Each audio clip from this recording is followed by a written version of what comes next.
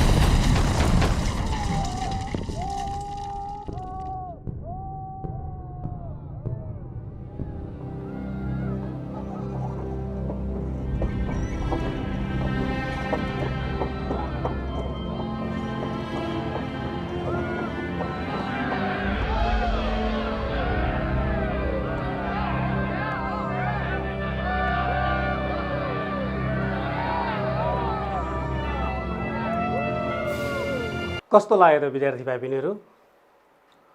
भर्खरै तपाईहरुले हेर्नुभएको जुन भिडियो क्लिप छ त्यो कुनै फिल्मको कट पिस होइन. Whatever you have seen before is not a cut piece of any film related, war related film.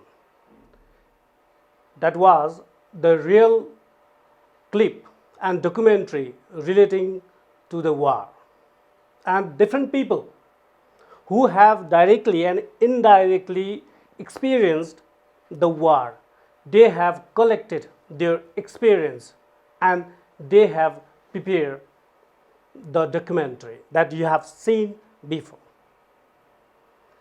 अब यो जुन युद्धको सानो क्लिप तपाईहरुले जुन देख्नुभयो, यो देखिसकेपछि पक्कै पनि तपाईहरुले अनुमान गर्नुभयो होला आज हामी कुन चाहिँ विषयमाथि छलफल गर्दैछौँ.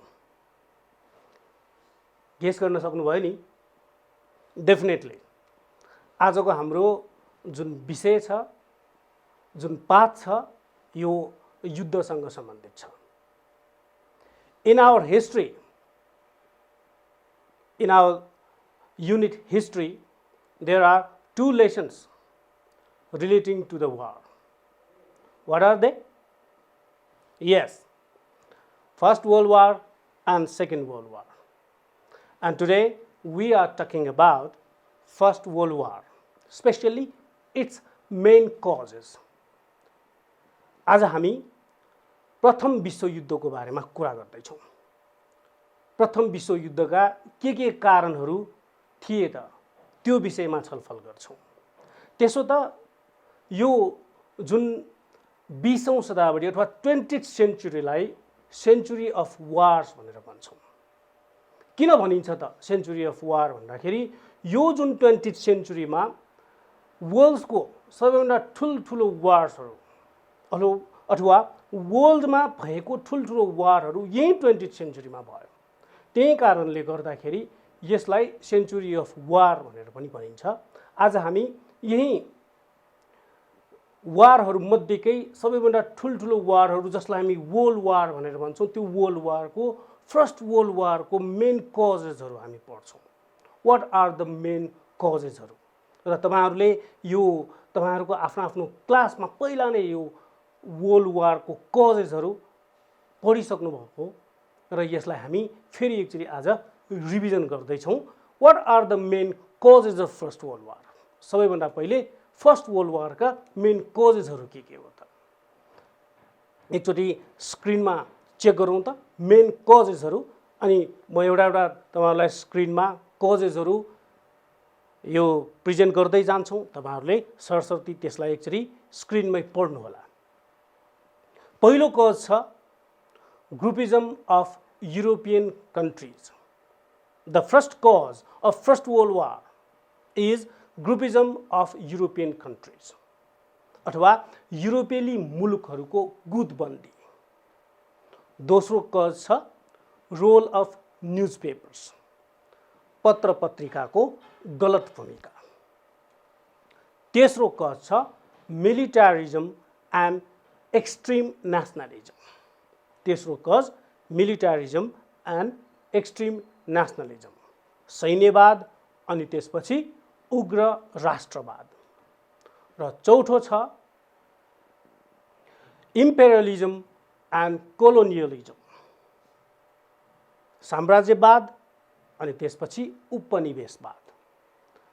पाँचौं छ बल्कन क्राइसिस अथवा बल्कन क्षेत्रमा भएको सङ्कट, बल्कन क्षेत्रको सङ्कट.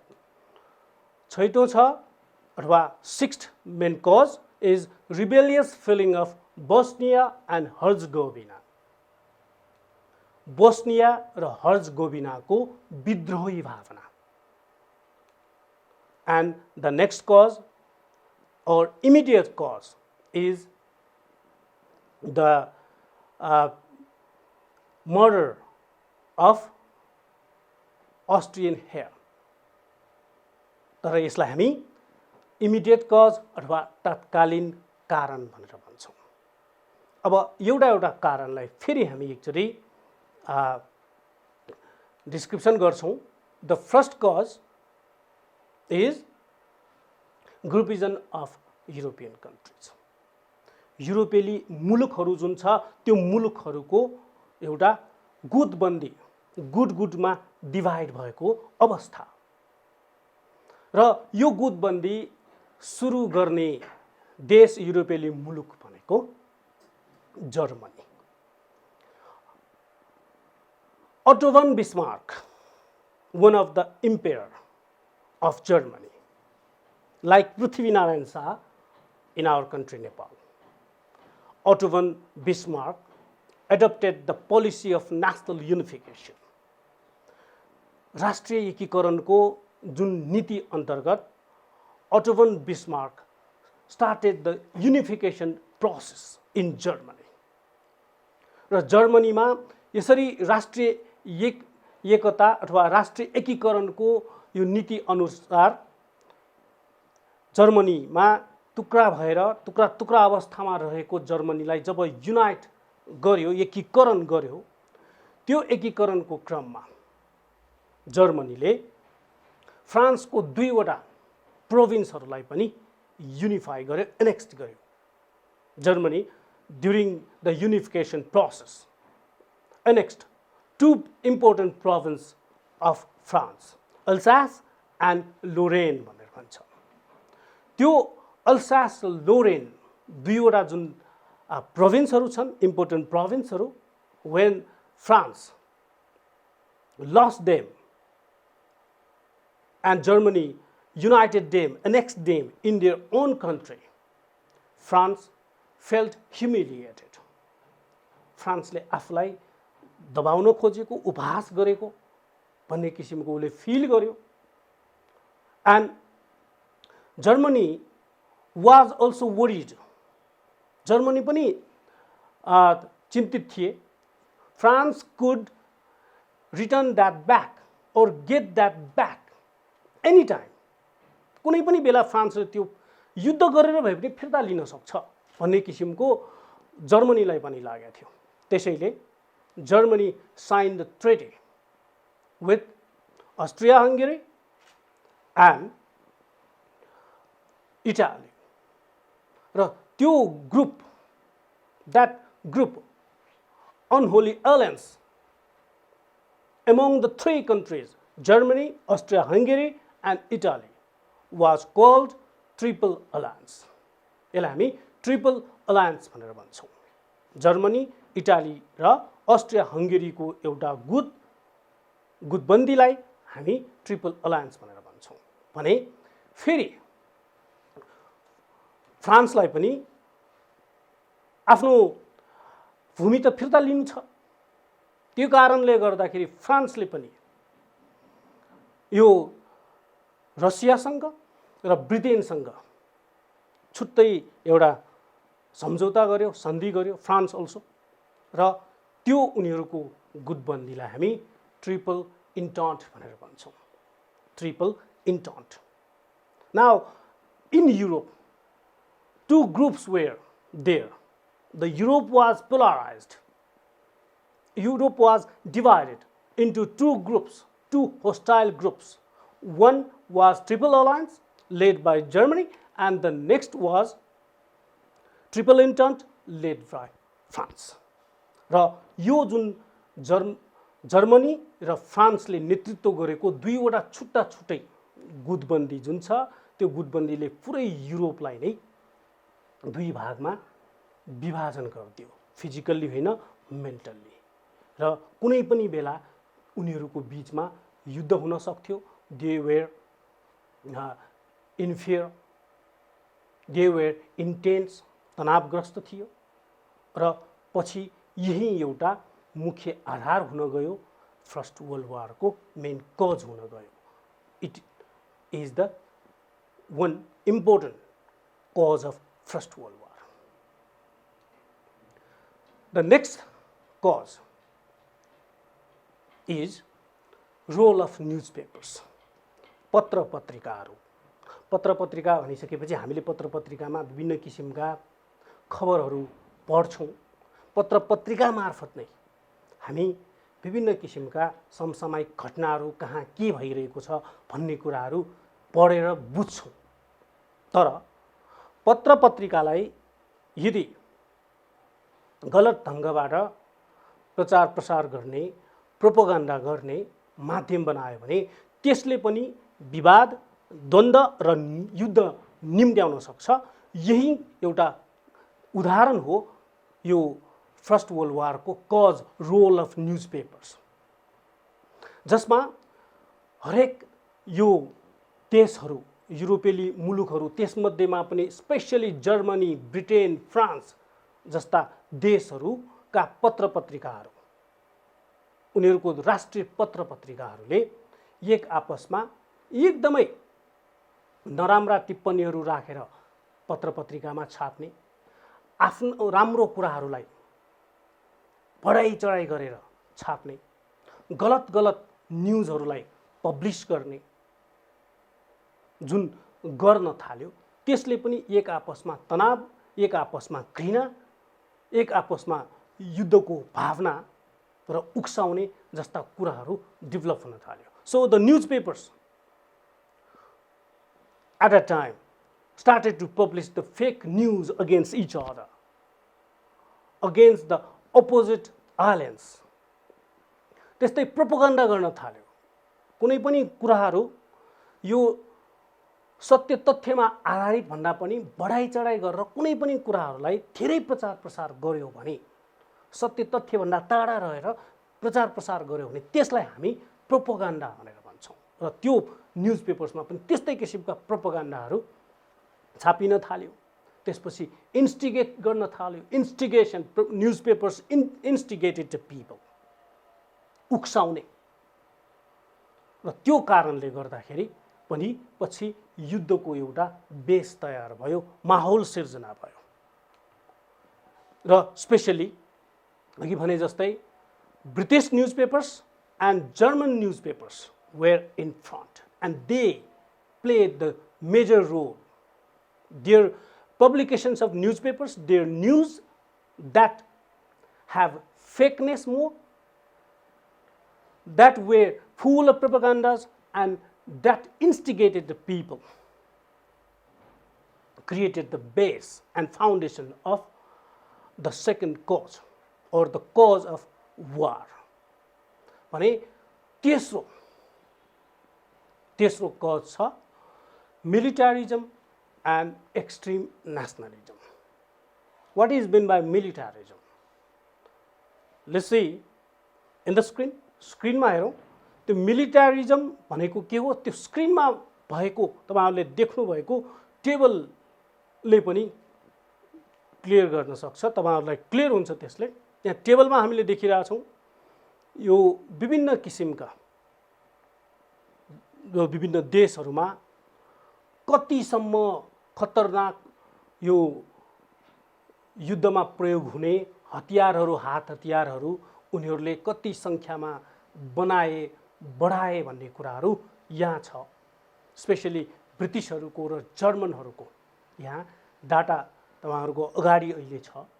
मिलिटारिजम means the process and policy of increasing the number of militaries or armies with their own requirements. Armed हरु अथवा हात हतियार उनीहरुलाई चाहिने आर्म्सहरु, हात हतियारहरु अनि मिलिट्रीको संख्या बढाउने। अघि नै हामीले भनिसक्यौं European countries were divided into two poles. दुईवटा ध्रुवमा उनीहरु विभाजित भइसक्यो। Triple Entente and Triple Alliances led by Germany and led by France. And now they were suspicious. They were intense, they were in fear. Anytime, in any place, the war could break out. कुनै पनि बेला यो युद्ध हुन सक्छ र त्यसको लागि अब आफू त तयार भएर बस्नु पर्यो। कुनै पनि बेला आफ्नो विद्रोही देशले, शत्रु देशले आक्रमण गर्न सक्छ। in any time an enemy country or opposing country could attack. त्यसैको कारणले गर्दाखेरि they gave special priority to increase the number of weapons and to increase the number of militaries or armies. It is militarism. यसलाई भन्छ मिलिटारिजम, सैन्यवाद। सैन्य बललाई बढाउने नीति अवलम्बन गर्ने, सैनिकहरूको निम्ति जुन नेसनल बजेट छ, राष्ट्रिय जुन बजेट छ, खर्च छ, त्यो बढाउने, आर्मीहरूको सङ्ख्या बढाउने, त्यस्तै हात हतियारको सङ्ख्या बढाउने जुन छ, सबै देशहरूले स्पेशली यो अलायन्सभित्र, इन्टर्न्सभित्र जो देशहरू डाइरेक्टली एन्ड इन्डाइरेक्टली इन्भल्भ थिए, those countries who were directly and indirectly involved with the alliance and entente, they were very suspicious. They were very tense and fear. In any time, war could break out. So, for the preparation of the war, for the preparation of defense encounter, they increased the number of armies, they increased the number of modern weapons. It is called militarism. And next one is nationalism. Nationalism भनेको के भन्दाखेरि nationalism भनेको जुन हामी राष्ट्रवाद भन्छौँ, extreme feeling, extreme devotion towards the nation, आफ्नो देशप्रति को जुन भावना, हामी भन्छौँ नि अति भयो भने चिनी पनि तितो हुन्छ। राष्ट्रप्रति हरेक व्यक्तिको भावना राम्रो हुनुपर्छ, तर त्यो पनि अति धेरै भयो भने त्यसले पनि विनाश निम्ति आउन सक्छ भन्ने एउटा उदाहरण यो extreme nationalism which has been the cause of world war. यो पनि एउटा युद्धको कारण बन्न गयो। आफ्नै देश ठुलो, आफ्नै देशको शासकले गरेको कुरा ठुलो राम्रो, अरु देश भनेको केही पनि होइन, अरु देशलाई मान्दै नमान्ने, like that. Especially the Britishers and the German people. ब्रिटिशहरू र जर्मनहरू सबैभन्दा बढी एक्सट्रिम नेसनलिस्टको रूपमा देखिएको त्यो बेला। They believed themselves that they were created to rule the world. उनीहरू के विश्वास गर्थ्यो? They had only the pure blood ray. उनीहरूको मात्रै रगत शुद्ध, उनीहरूलाई ईश्वरले के को लागि क्रिएट गरेको? संसारलाई शासन गर्नलाई क्रिएट गरेको। We are the high ranked people, they thought. Our country is the greatest among all the countries. So we should not take care of other countries. We should not feel the existence of other countries. हामी अरु देशको उपस्थिति, अरु देशको अस्तित्वलाई किन स्वीकार्ने भन्ने किसिमको जुन फिलिङ छ शासकहरुमा पनि थियो र त्यो देशका जनताहरुमा पनि थियो, जसले गर्दाखेरि पछि गएर युद्धको माहौल सृजना हुन गयो अथवा एउटा आधार तयार भयो। So militarism and extreme nationalism is also the cause of First World War. त्यसपछि अर्को छ इम्पेरियलिजम एन्ड कोलोनियलिजम।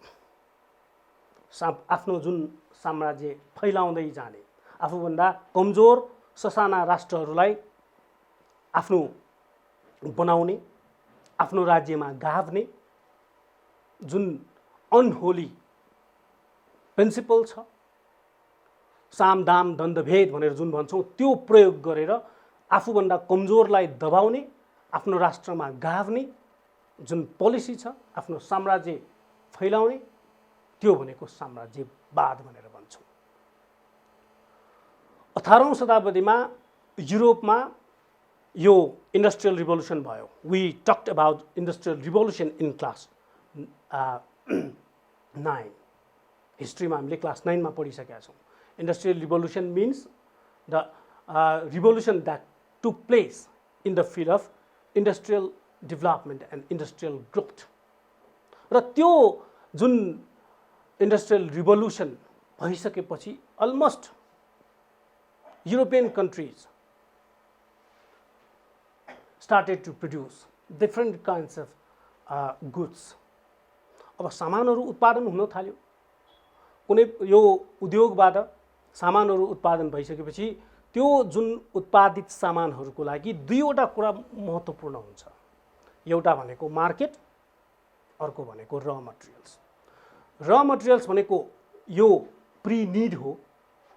त्यो भनेको कुनै पनि उद्योग चलाउनलाई सरसामानहरू अथवा आवश्यक सामानहरू उत्पादन गर्नलाई सबैभन्दा पहिले यो इन्डस्ट्रिजको लागि त र मटेरियल्सहरू चाहिन्छ, कच्चा सामग्रीहरू चाहिन्छ। And next one is market. त्यो भनेको पोस्ट निड हो, पोस्ट रिक्वायरमेन्ट हो इन्डस्ट्रीको। त्यो भनेको कस्तो भनेर भन्दाखेरि उत्पादित सामान बेच्नको लागि, त्यसबाट प्रफिट लिनको लागि त बजार चाहियो। And European countries also needed both needs. यो दुवै चाहिएको थियो उनीहरूलाई। And to fulfil the need of raw materials and market they started to travel around the world in different countries.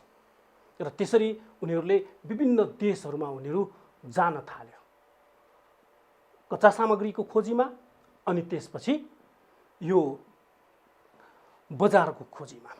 र कुनै पनि देशलाई यदि सजिलैसँग आफ्नो उपनिवेश बनायो भने, कुनै पनि देशलाई आफ्नो सजिलैसँग राजनैतिक रूपमा, भौगोलिक रूपमा आफ्नो देशमा गाभियो भने त्यो देशलाई सजिलैसँग मार्केट बनाउन सक्छौँ। त्यो देशको जति पनि र मटेरियल्सहरू आफ्नो देशको बनाउन सक्छौँ भन्ने एउटा जुन पोलिसी छ, त्यो कारणले गर्दाखेरि they travel around the world, different nooks and corners of the world. विभिन्न किसिमको कुना काप्चासम्म यो युरोपियन्सहरू गए। अघि जुन भनेछौँ साम दाम दण्ड भेद भनेर जुन भनेछौँ नि, त्यो जस्तै विभिन्न पोलिसीहरू लिएर, कहीँ चाहिँ व्यापार गर्ने पोलिसीमा, कहीँ चाहिँ धर्मको प्रचार गर्ने पोलिसी लिएर उनीहरू चाहिँ गए। And different European countries, specially the leading European countries, the leading industrial countries colonized so many countries. Africa, Latin America जस्तो देशहरूमा गएर उनीहरूले त्यहाँ धेरैभन्दा धेरै यो कोलोनिजहरू बनाए, आफ्नो साम्राज्य फैलाए भने त्यसलाई हामी यो एउटा युद्धको कारणको रूपमा लिन सक्छौँ। And this cause can be entitled as race for colonies। उपनिवेशको लागि उनीहरूको एक किसिमको प्रतिस्पर्धा हुन थाल्यो। Some countries made other countries colonies and they increased the number up to 20, 30, 40 countries। 20, 30, 40 वटा देशहरूसम्म उनीहरूले आफ्नो आफ्नो कोलोनी बनाउने अवस्था सिर्जना भयो। र त्यही कोलोनिजहरू बनाउने जुन रेस छ, race for colonies or imperialism and colonialism became the cause of First World War। And next one is Balkan crisis। हामीले सबैभन्दा बढी बुझ्नु पर्ने कजमा पर्छ बल्कन क्राइसिस। म्यापमा तपाईहरुले हेर्न सक्नुहुन्छ, या मैले म्यापमा तपाईहरुलाई यो बल्कन रिजनको यहाँ एउटा एरिया देखाएको छ। हेर्नुस् त, यो बल्कन रिजन, यो जुन छ बल्कन रिजन। बल्कन रिजन भनिसकेपछि हामीले यो बल्कन क्षेत्रमा त्यो बेला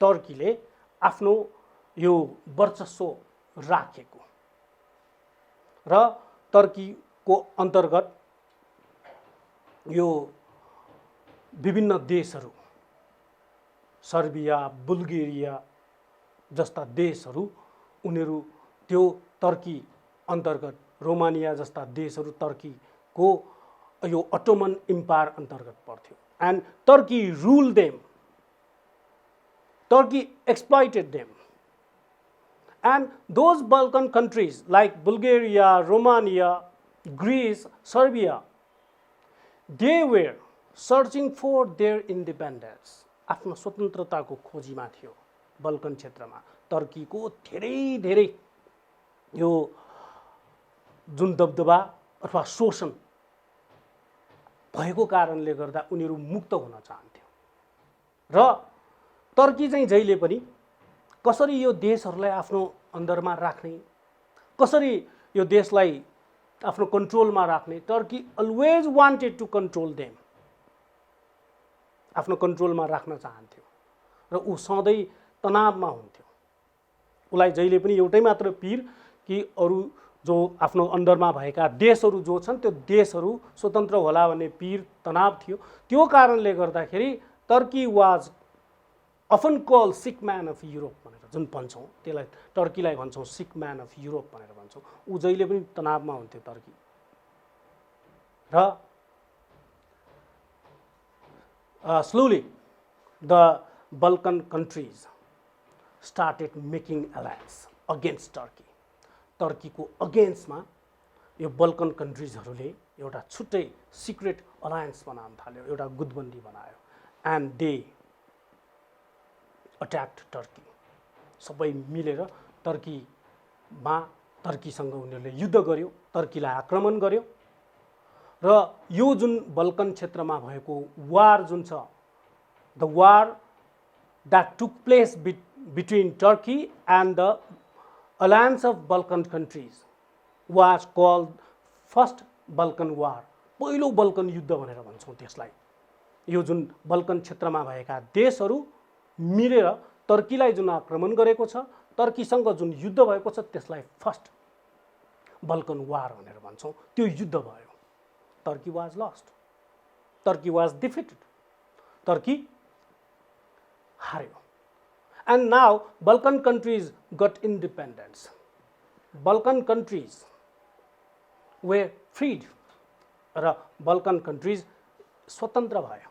बल्कन जुन देशहरू छन् त्यो स्वतन्त्र भयो र सबै देशहरू स्वतन्त्र भयो।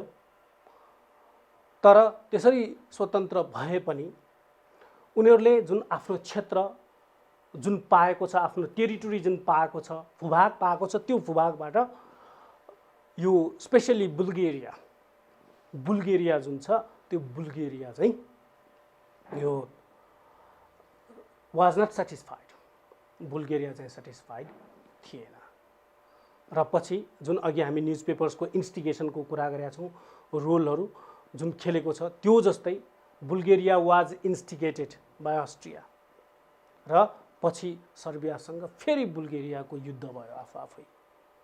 And that war was called Second Balkan War. यसलाई हामी सेकेन्ड बल्कन वार भनेर जुन भन्छौँ।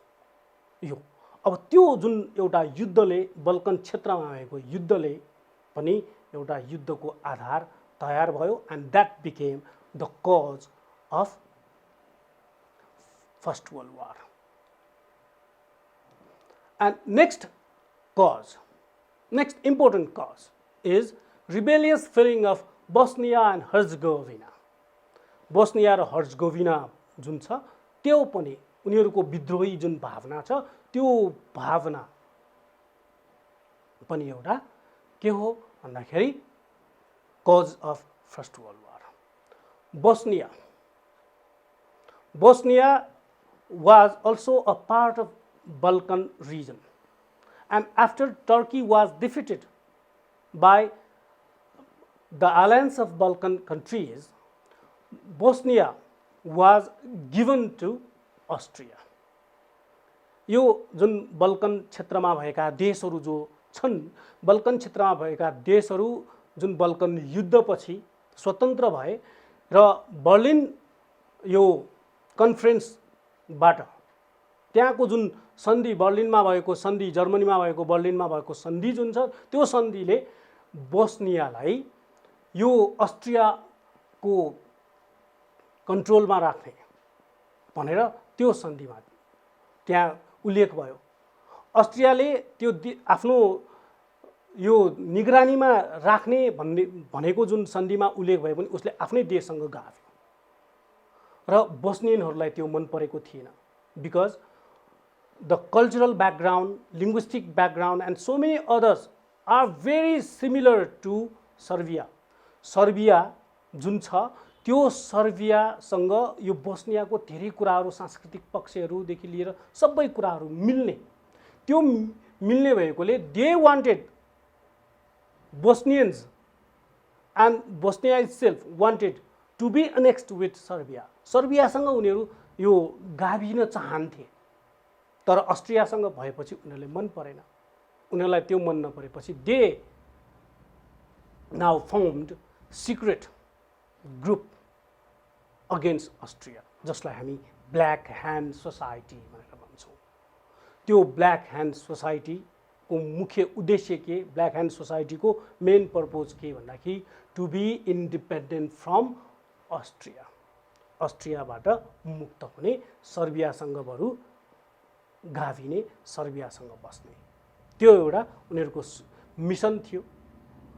र उनीहरूले त्यसको लागि यो जुन ब्ल्याक ह्यान्ड सोसाइटी पनि बनायो अथवा ब्ल्याक ह्यान्ड भनेर जुन बनायो, जसले अस्ट्रियाको विरुद्ध विभिन्न किसिमको सिक्रेट प्लान्सहरू उनीहरूले गर्ने, त्यो गर्यो, जसले पछि गएर इमिडिएट कजलाई क्रिएट गर्यो। यो rebellious feeling of Bosnia Herzegovina created the immediate cause. यसले इमिडिएट कजलाई क्रिएट गर्यो।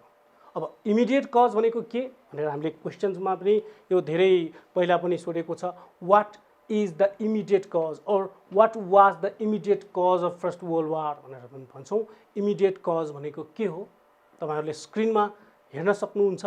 स्क्रिनमा के देख्नुभयो तपाईँहरूले? एकजना व्यक्तिले यहाँ गोली हानिराखेको छ।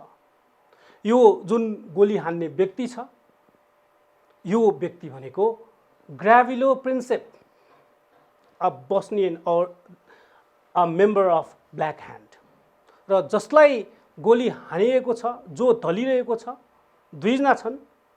एकजना आर्चड्युक फ्रान्सिस फर्डिनान्ड भन्छौँ भने अर्को उसको जुन प्रिन्सेस सोफी चोटेक।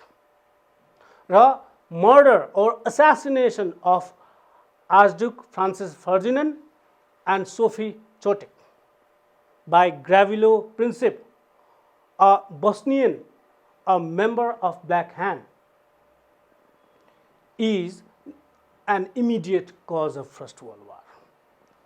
प्रथम विश्वयुद्धको तत्कालीन कारण भनेको यो एकजना अस्ट्रियन राजकुमार, भनौँ न अस्ट्रियन राजकुमारको हत्या हो।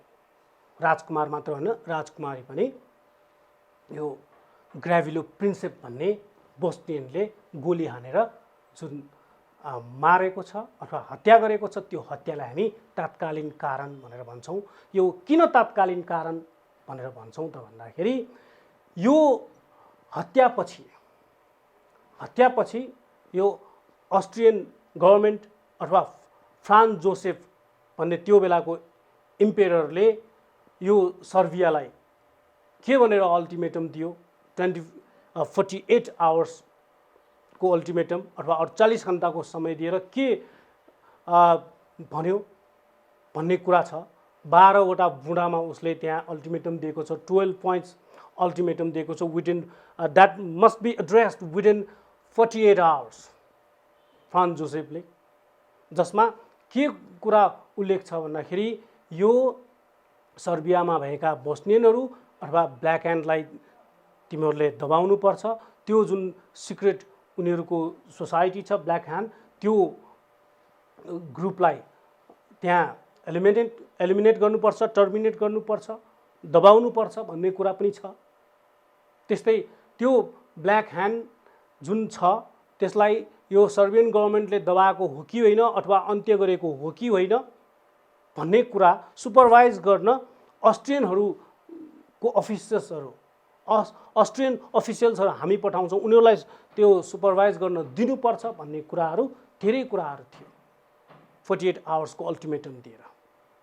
बट किङ पिटर अफ सर्बियाको राजा किङ पिटरले जम्मा एउटा मात्रै we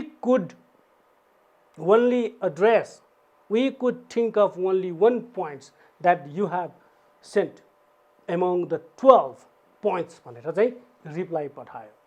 त्यो भनेको हामी यो ब्ल्याक ह्यान्डलाई हामी कन्ट्रोल गर्छौँ, तर we could not let you supervise whether we did it or not.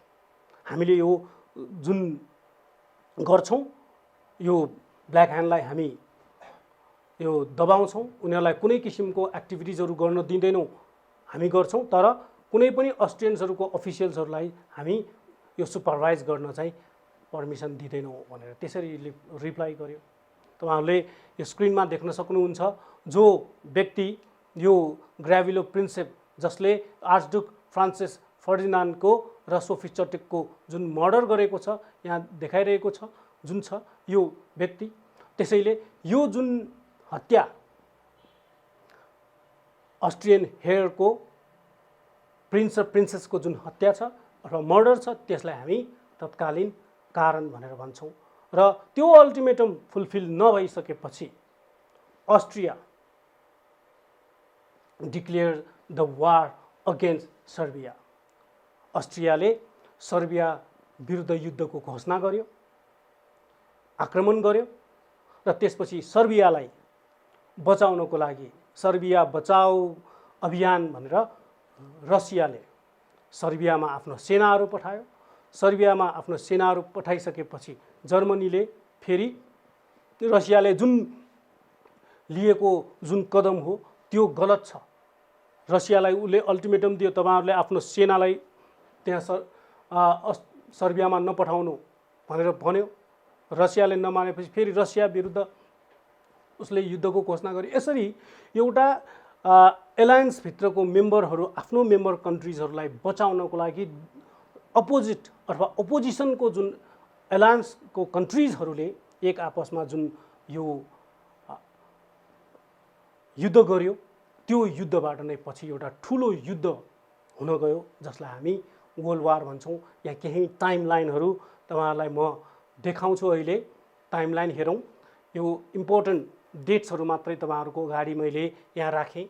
जस्तै 28 जुन 1914 मा assassination of Archduke Ferdinand, Austrian prince र अस्ट्रियन प्रिन्सेसको हत्या भयो। र त्यसपछि 23 जुलाईमा Austria Hungary demand Serbia arrest the leaders of black hand. 23 जुलाईमा त्यसपछि किङ पिटरले आफ्नो जुन डिमान्ड फुलफिल नगरिसकेपछि Austria declare the war, Austria Hungary declare war against Serbia. र त्यसपछि जर्मनीले पनि रसियालाई वारको डिक्लेयर गर्यो। कारण के भन्दाखेरि रसियाले सर्बियालाई बचाउनको लागि रसियन आर्मिजहरू सर्बियामा पठायो। पछि जर्मनीले फ्रान्स विरुद्ध पनि युद्धको घोषणा गर्यो। यसरी एक आपसमा एकपछि अर्को हुँदै हुँदै हुँदै एउटा कन्ट्रीले आफ्नो भित्रको कन्ट्रीको सहयोगको लागि अपोजिट ग्रुपको कन्ट्रीलाई जुन अट्याक गर्दै एक आपसमा जुन वेपन्सहरू एक्सचेन्ज गर्दै गयो र यसले चाहिँ फर्स्ट वर्ल्ड वार सिर्जना भयो, फर्स्ट वर्ल्ड वार भयो। यो जुन फर्स्ट वर्ल्ड वार छ यसको मेन कजेसहरू आज हामी डिस्कस गरेका छौँ। We have discussed about the main कजेसहरू। अब यसमा तपाईँहरूले महत्त्वपूर्ण कुरा तपाईँहरूले ध्यान दिनुपर्ने महत्त्वपूर्ण कुरा के भनेर भन्दाखेरि यो जुन वारका मेन कजेसहरूलाई वारको सँग रिलेट गर्ने। जस्तै उदाहरणको निम्ति what describe the causes, describe 4 causes of war भनेर भन्न सक्छ, एउटा क्वेसन सोध्न सक्छ। अर्को जस्तै groupism in European countries, how is the groupism led First world war भनेर सोध्न सक्छ। त्यस्तै Balkan crisis is also an important cause of first world War, why and how भनेर सोध्न सक्छ। त्यसरी यो कारणहरूलाई वारसँग रिलेट गरेर छुट्टा छुट्टै इन्डिभिजुअल क्वेसन पनि सोध्न सक्छ भने अर्को धेरैभन्दा धेरै प्राय क्वेसन्सहरू आइराखेको सोधिराखेको क्वेसन भनेको causes, 4 causes, 3 causes of first world war, अनि कन्सिक्वेन्सेस, साथमा कन्सिक्वेन्सेस, र हामी त्यो कन्सिक्वेन्सेसहरूलाई पनि हामी कमिङ लेसनमा अथवा कमिङ सेसनमा हामी डिस्कस गर्नेछौँ। तपाईँहरूले यो फेरि पुनः यो पहिला पढिसक्नु भएको जुन वर्ल्ड वारका लेसन्सहरू छन् फेरि एकचोटि बुक हेर्नुहोला, पल्टाउनु होला र कजेसहरूलाई लिस्ट गर्नुहोला। कजेसहरूलाई लिस्ट गर्दाखेरि मात्र लिस्ट नगरिकन त्यो कजेसभित्र रिलेसन, त्यो मेन कजहरू जुन छन् त्यो कजहरूलाई वारसँग रिलेट गरेर नोट्सहरू बनाउनु होला, ताकि पछि आफूलाई डिस्क्राइब गर्न सजिलो होस्। र यो क्लासलाई म आज यति मात्रै कजेसमा मात्रै सीमित गरेर सकाउन खोज्दैछु। र तपाईँहरूले यो क्लाससँग सम्बन्धित कुनै किसिमका तपाईँहरूको जिज्ञासा, तपाईँहरूको कन्फ्युजन्सहरू छन् भने पक्कै पनि तपाईँहरूले यो जुन नगरपालिका अथवा नगर शिक्षा शाखाको मेलमा र मेसेन्जरमा तपाईँहरूले यसलाई गर्नुहुनेछ भन्ने आशा लिँदै I would like to bid goodbye for today. Stay safe, stay home. Thank you.